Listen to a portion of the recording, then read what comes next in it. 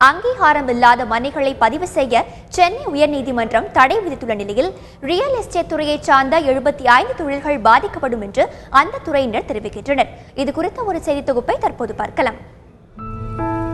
விளை நிலங்களை அங்கீகாரம் இல்லாத வீட்டு மனைகளாக மாற்றி விற்பனை செய்தால் அந்த மனைகளையோ அவற்றில் உள்ள கட்டிடங்களையோ பதிவு செய்யக்கூடாது என சென்னை உயர்நீதிமன்றம் சமீபத்தில் உத்தரவிட்டது.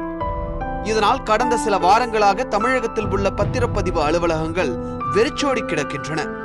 இதனால் அரசுக்கு இதுவரை பல கோடி ரூபாய்க்கும் மேல் இழப்பு என்கிறார்கள். தமிழகம் முழுவதும் விற்பனை செய்யப்பட்ட மனைகளில் 10% மட்டுமே அங்கீகாரம் வழங்கப்பட்டவை என அந்த துறையில் உள்ளவர்கள் தெரிவிக்கின்றனர். இந்த உத்தரவு காரணமாக நடுத்தர வர்க்கத்தினர் கடுமையாக பாதிக்கப்படும் நிலை ஏற்பட்டுள்ளது.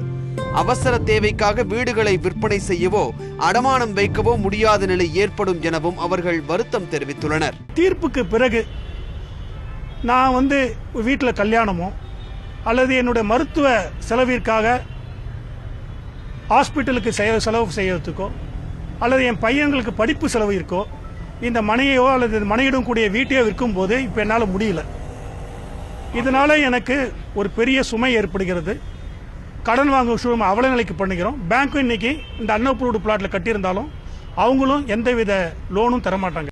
ரியல் எஸ்டேட் துறை பின்தங்கியுள்ள நிலையில் இத்தகைய உத்தரவால் இத்தொழிலை சார்ந்துள்ள 75 தொழில்கள் நேரடியாக பாதிக்கப்பட்டு ஆயிரக்கணக்கானோர் வேலைவாய்ப்பை இழக்கும் நிலை ஏற்பட்டுள்ளது.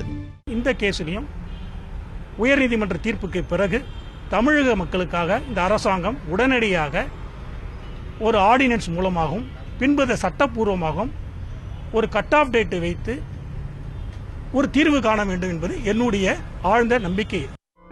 இந்த வழக்கு தொடர்பான விசாரணை மீண்டும் 21ஆம் தேதி சென்னை உயர்நீதிமன்றத்தில் வர இருக்கிறது.